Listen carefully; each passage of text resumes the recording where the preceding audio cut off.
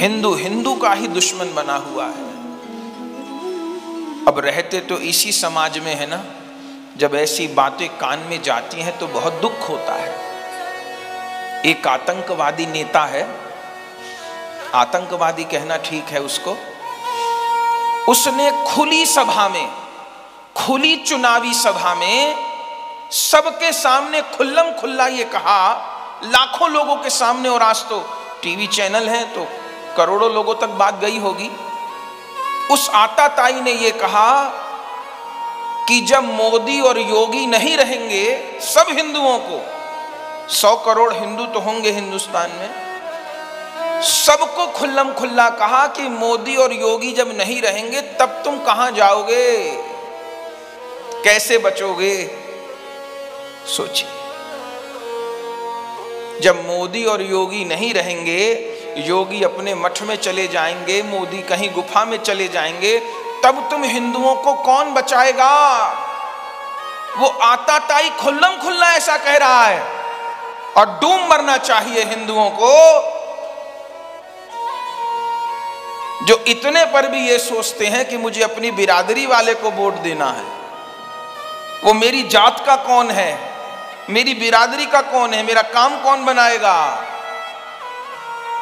अब भी नहीं समझ में आ रहा कि जातिगत हित को छोड़ दें, दलगत हित को छोड़ दें, अभी केवल हिंदू हित की बात करनी है, अभी राष्ट्र हित की बात करनी है। जो हिंदू हित की नहीं सोचता, मेरी जाति का कौन, मेरी बिरादरी का कौन। सोचिए, खुल्लम खुल्ला कहा कि मोदी योगी नहीं रहेंगे तो कौन बचाएगा।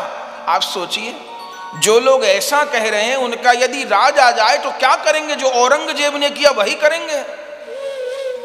औरंगजेब ने यही तो किया था।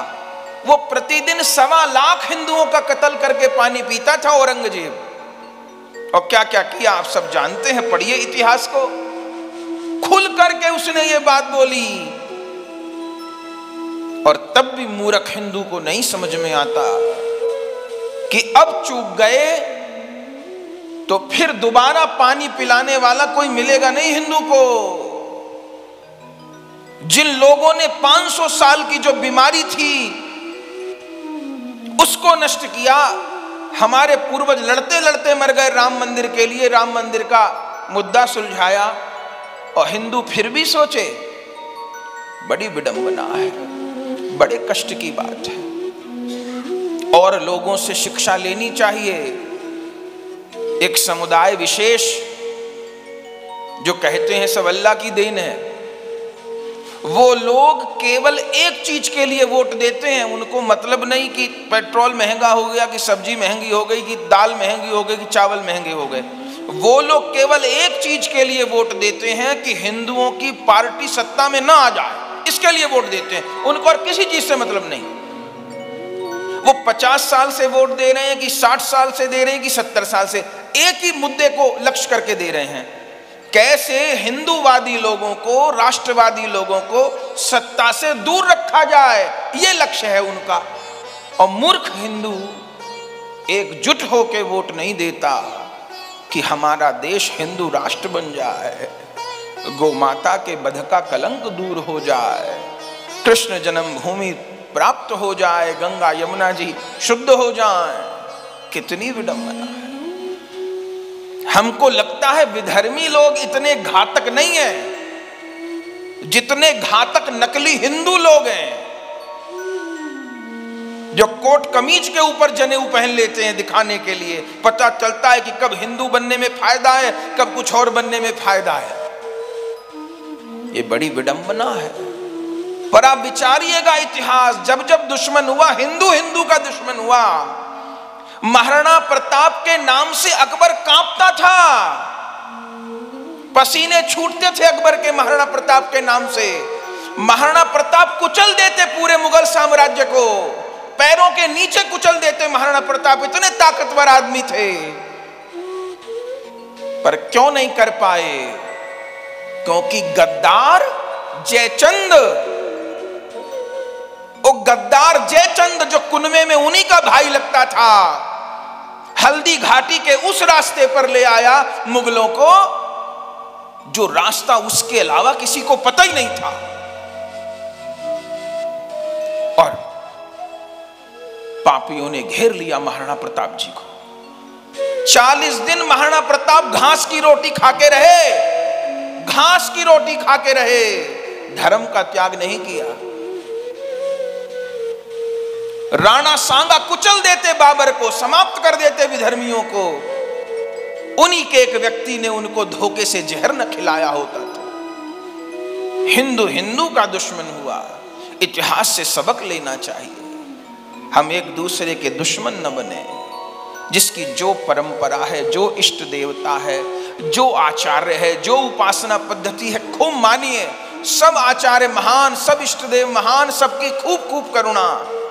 लेकिन पहले भी निवेदन किया, फिर करते हैं, पूरे 5 साल जो बने रहिए वो बने रहिए, लेकिन जिस दिन वोट देने जाए व्यक्ति उस दिन हिंदू बन के जाए वोट देने, तभी जान बचेगी। नहीं तो कितनी अति हो रही है।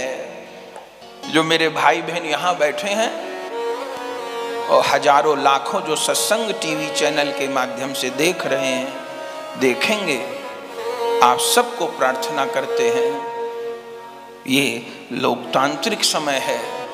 यहाँ वोट से ही हम अपनी उपस्थिति दर्ज करा सकते हैं। एक तो सबको मतदान करना चाहिए, चूकना नहीं चाहिए, और सोच के करना चाहिए हमारे हिंदुस्तान का कौन भला करेगा, हमारे सनातन धर्म की रक्षा कौन करेगा। राम भक्तों पर गोली चलवाने वाले जिन्होंने 30,000 राम भक्तों को गोली मार दी, वो राष्ट्र का भला नहीं करेंगे। जिन्होंने गो हत्या विरोधी कानून बन रहा था संसद में और नेताओं ने खड़े होकर कहा कि हम तो गौमांस खाते हैं, और जो लोग गौमांस खाते हैं उनका क्या होगा, उनका स्वाद बिगड़ जाएगा, तो रोक लगा दी गोवध विरोधी कानून में। सोचना होगा। ये भगवत प्रेमियों, अगर यह वीडियो आपको पसंद आई तो इसको लाइक कीजिए और अधिक से अधिक शेयर कीजिए। परम पूज्य श्री गौरदास जी महाराज जी के YouTube चैनल को सब्सक्राइब करें। पूज्य महाराज श्री की कथाओं को सर्वप्रथम देखने के लिए बेल आइकन दबाना ना भूलें।